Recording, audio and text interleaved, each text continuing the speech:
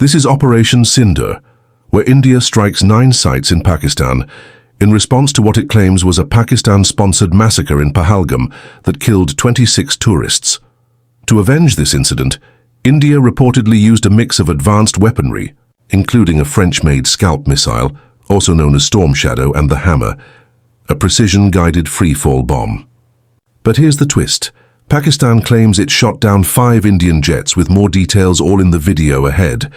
We'll now look at the detailed timeline of how the operation unfolded, beginning with the launch of India's fighter jets, including the French-made Rafale.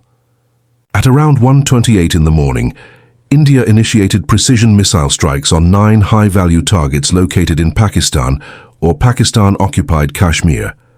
These targets reportedly included key locations, such as Bahawalpur, the headquarters of Jaish-e-Mohammed, Muridke, known to house Lashkar-e-Taiba facilities, as well as Tehra Kalan, Sialkot, Bhimber, Kotli and Muzaffarabad.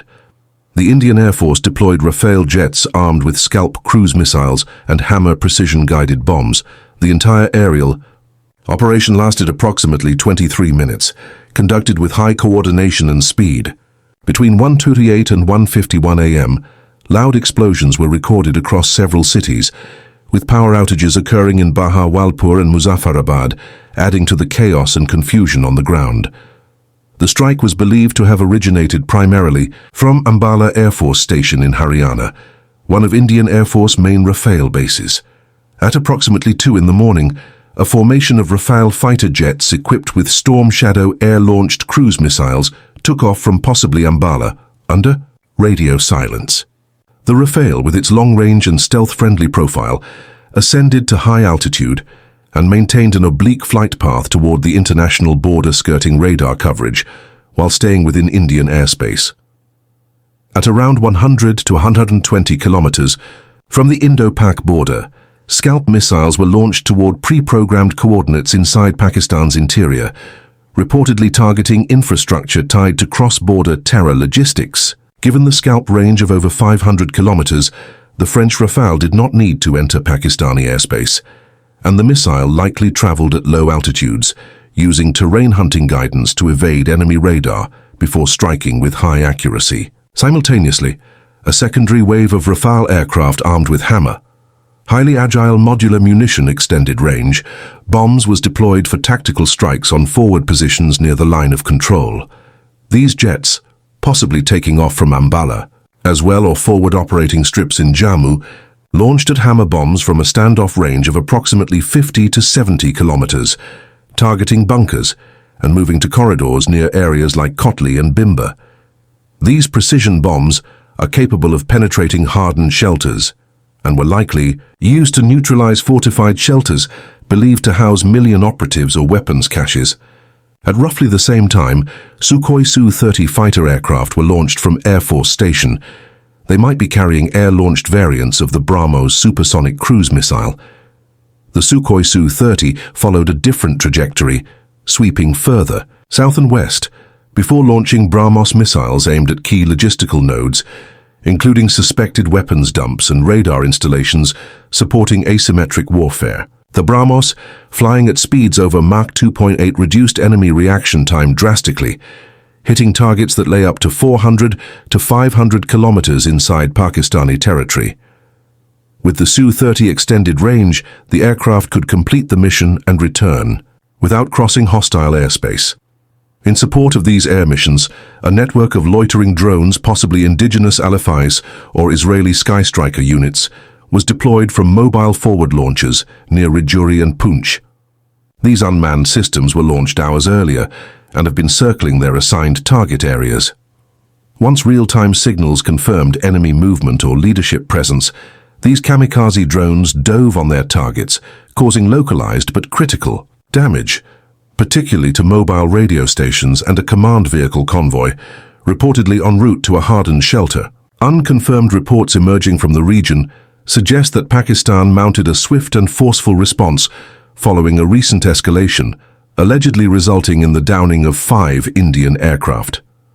According to statements attributed to Pakistani military officials, the assets targeted included 3 Dassault Rafale fighter jets, a Sukhoi Su-30, a Mikoyan MiG-29, and an Israeli-made Heron drone.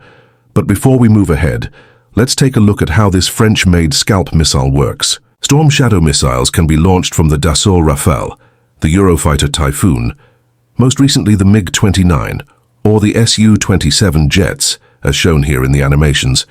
It is a low-observable, air-launched cruise missile. Interestingly, the development of the Storm Shadow missile is also known as Scalp EG in France.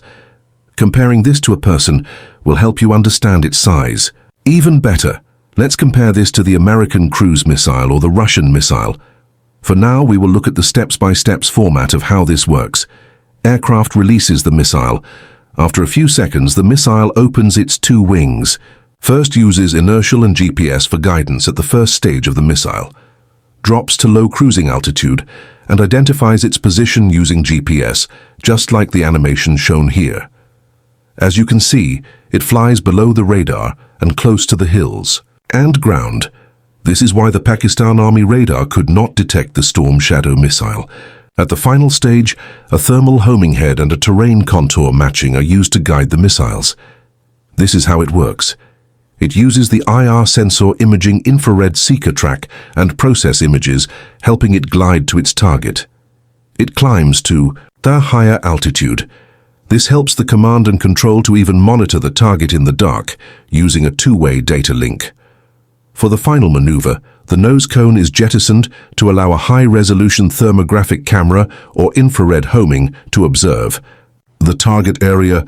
The missile then tries to locate its target based on its preloaded data information. If all is approved, it then dives to destroy the target. But let's take a look at how all this started. According to India, Adil Ahmed Thokur, a local from Bihar, who had returned from Pakistan, played a key role in guiding the group. Thokur and his associates had crossed into India from Pakistan-Occupied Kashmir through the rugged and remote Poonch Rajouri sector of the Line of Control back in October 2024. This sector, known for its difficult terrain, has historically been exploited for illegal crossings. After infiltrating, the group moved covertly through the forested and mountainous routes of Jammu and Kashmir. They carefully avoided detection by sticking to interior tracks and hilly belts, eventually making their way to Anantnag and finally to Pahalgam. The attackers emerged from the dense pine forest surrounding Bajoran Meadow, a beloved tourist destination, and launched their assault, opening fire on the unsuspecting tourists gathered there. Let's look at the detailed timeline of the attack and how the horror unfolds. At around 2:25, survivors reported hearing the first bursts of gunfire while tourists were picnicking or preparing to leave. A brief, eerie silence followed, sowing confusion and fear among the visitors. By 2:45, armed militants in camouflaged clothing emerged from the nearby forests and began firing indiscriminately into the crowd. Witnesses describe how the attackers sometimes singled out men, asking if they were Muslims before deciding whether to shoot. Many tourists scrambled for cover, hiding behind fences, sliding down muddy slopes or diving into pits to avoid the gunfire. The shooting continued relentlessly for about 30 minutes. By 3 o'clock in the evening, the attackers were targeting tourists attempting to escape near the few available exit points. In the brutal attack, at least 26 people were killed, including a Navy officer on his honeymoon and a former banker. Around 3:40 p.m., Indian Army helicopters arrived overhead, signaling the beginning of a large-scale evacuation operation.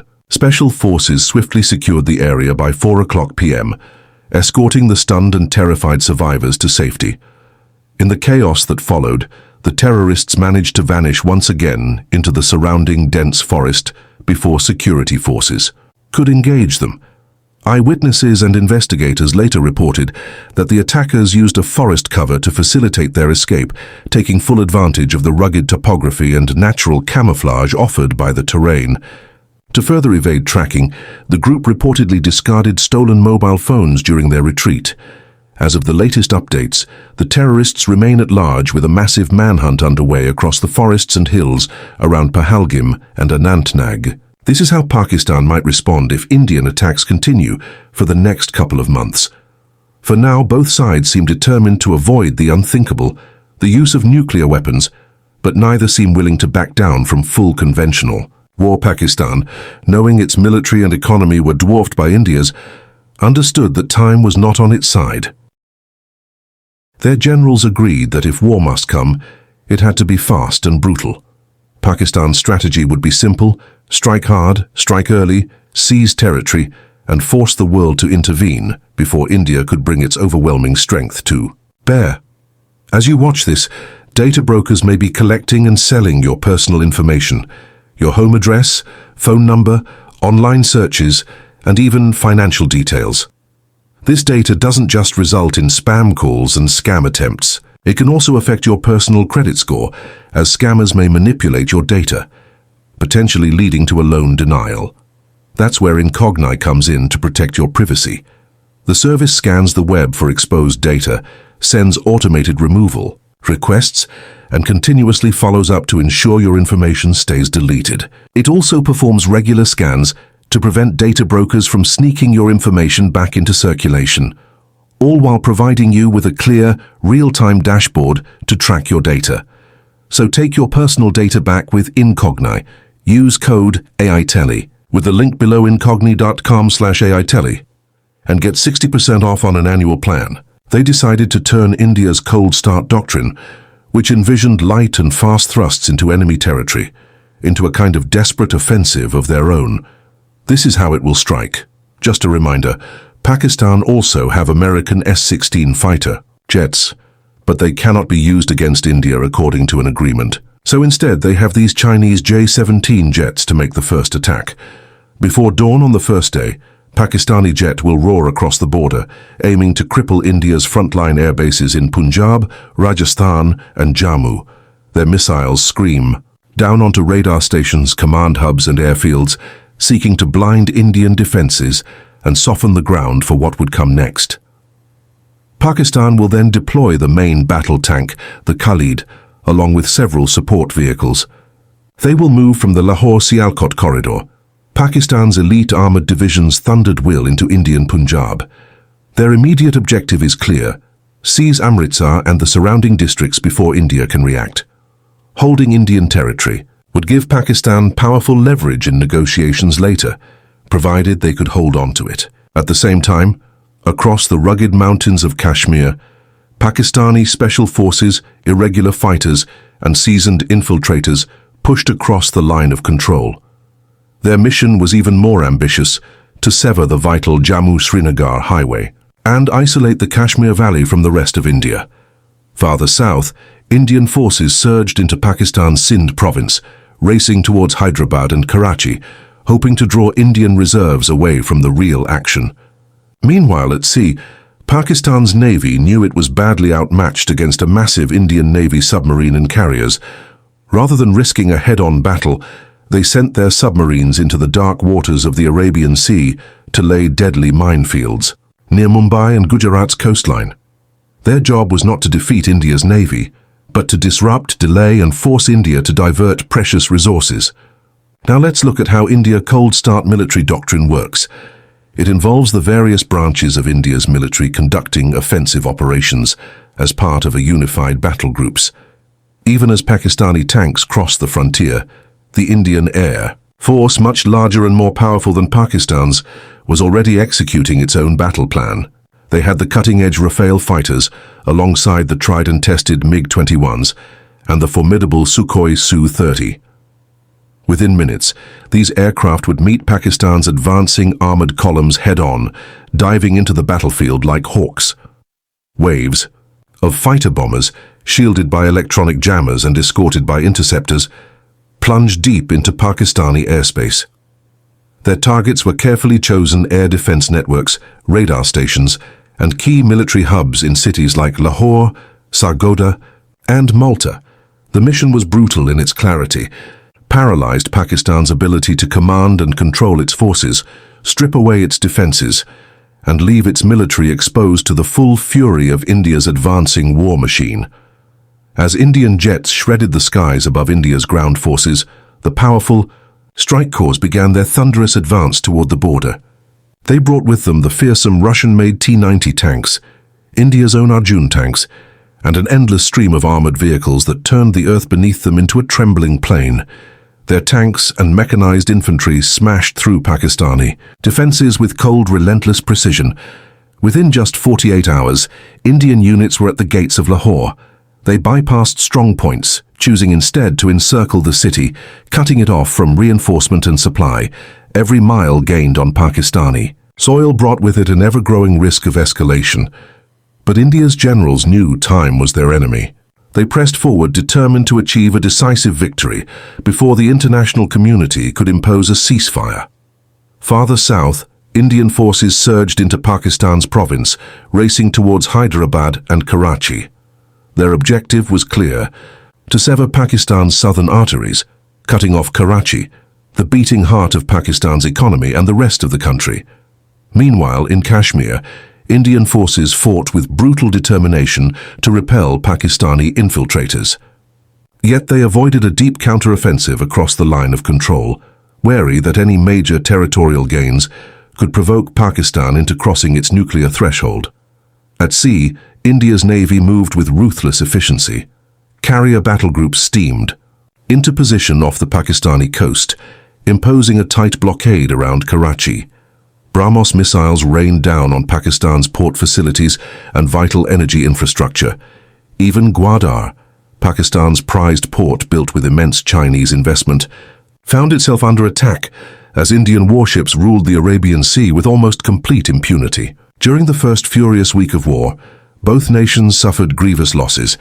The front lines were fluid, the battles fierce.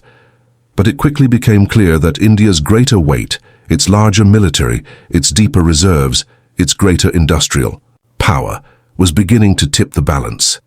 Inside Pakistan's high command, as Lahore teetered on the edge of encirclement and Karachi faced strangulation, whispers of the darkest possibilities began to surface. Tactical nuclear weapons, the last terrible card in Pakistan's hand, loomed closer to reality.